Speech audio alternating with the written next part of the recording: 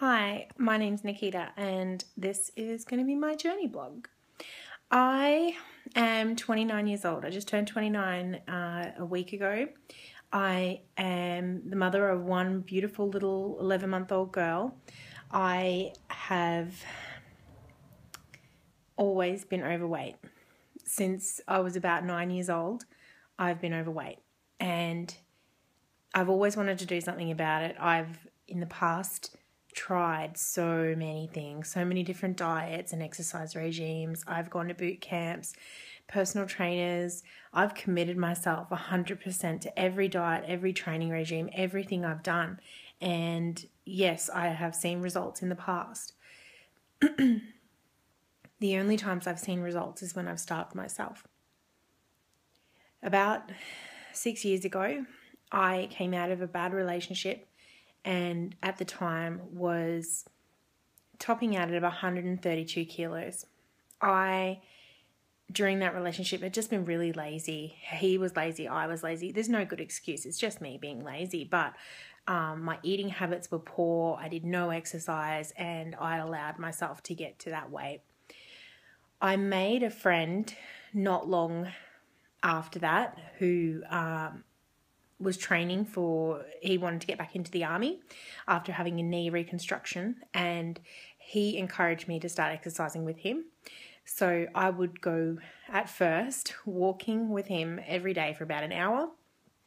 And then as time went on, it built up to jogging and then running as I lost weight. Combined with that, I determined within myself that the best way to lose weight would be to severely restrict my calories. And I used a calorie counting app known as MyFitnessPal. It's actually on the internet, but there's an app on iPhone and iPad and that sort of thing as well. So I used that pretty religiously to log my calories, and I took myself out every day at 400 or 500 calories at most. Most days I was having... I was surviving on tea and Coke Zero for caffeine, and I think every other day I allowed myself a banana or a tuna sushi roll, but nothing more than that. And I never let anybody ever see me eating. So I had a pretty poor relationship with food, and I didn't want anybody to see me eating ever. So I avoided social outings where I would have to eat in front of people.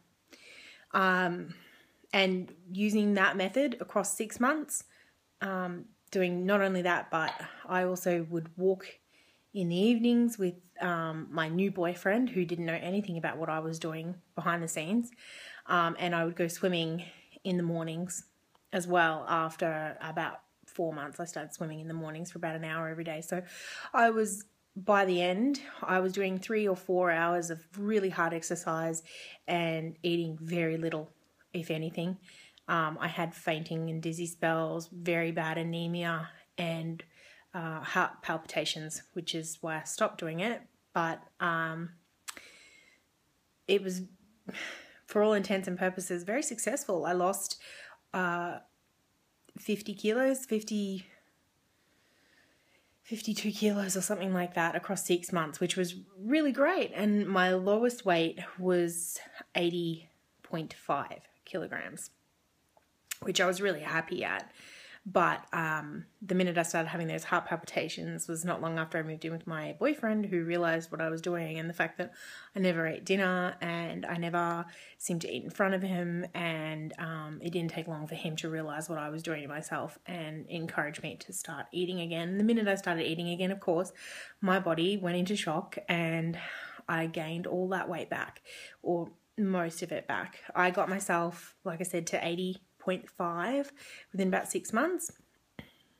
In the 12 months after that, I got back up to about 103, 105, somewhere around there.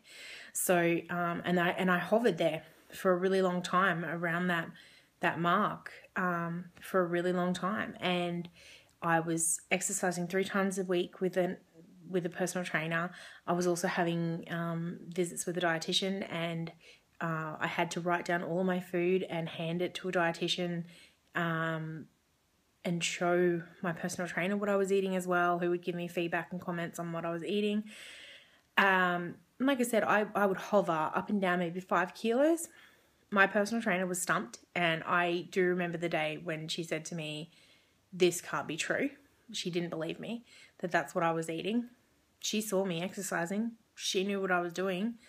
And I was also exercising with my husband, now husband, but at the time boyfriend, most evenings as well. So I was working pretty hard and not seeing any results. And yeah, so around early to mid 2013, I was still sitting around about 100 kilos at that time. I went to the GP and spoke to him about it and was really upset, and he suggested I try Duromine. I tried Duromine. I tried 15 milligrams and had no effect. I tried 30 milligrams, no effect. 40 milligrams nearly sent me into a psychosis. I had hallucinations and felt heart palpitations, dry mouth, all the things that people talk about. But I told myself it was enough and I could handle it if I was losing weight. The problem was I didn't really lose any.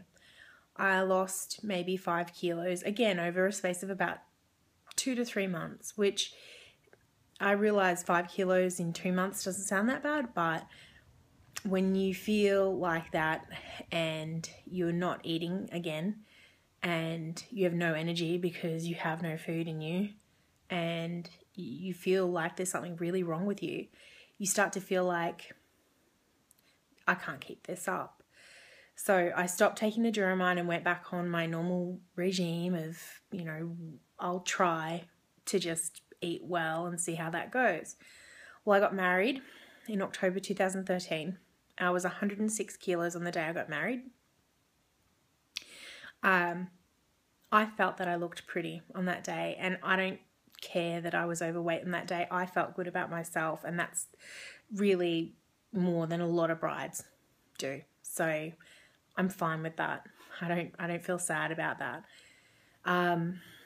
Following that though, I fell pregnant immediately on our honeymoon, actually.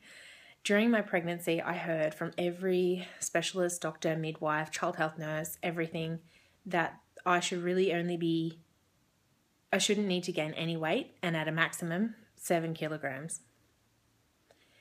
I shot past that. I gained 11 kilograms in my pregnancy. I was 117.8 on the day I went in for my induction with my daughter at 42 weeks. I had her on the 21st of July 2014, and on the day that I had her, I lost most of that. I was back down to 109 by the time I got out of hospital. So, 3 kilos of actual weight gain during a pregnancy is fine. It's fine.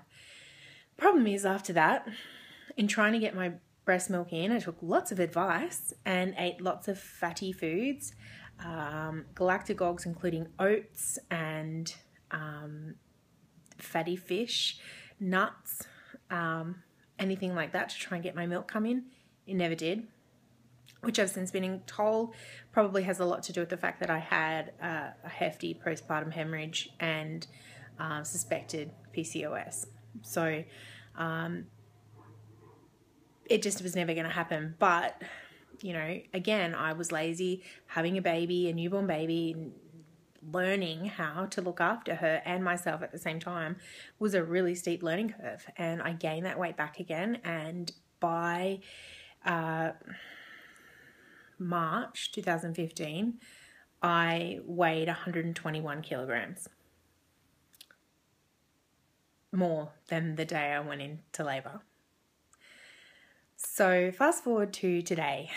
I have since March been on different VCLDs, very low calorie diets. I have tried OptiSlim and Celebrity Slim, Atkins, and There's another one, I'm sorry, I can't remember the name of it, but yeah, I've tried quite a few of them. And I've also been doing the 5 and 2. So you do 5 days a week, you eat a very low calorie diet. So you might have 3 shakes or 2 shakes and a bar or whatever, or 2 shakes and a very low calorie salad with no dressing. And on the other 2 days, you have, again, 2 shakes or whatever.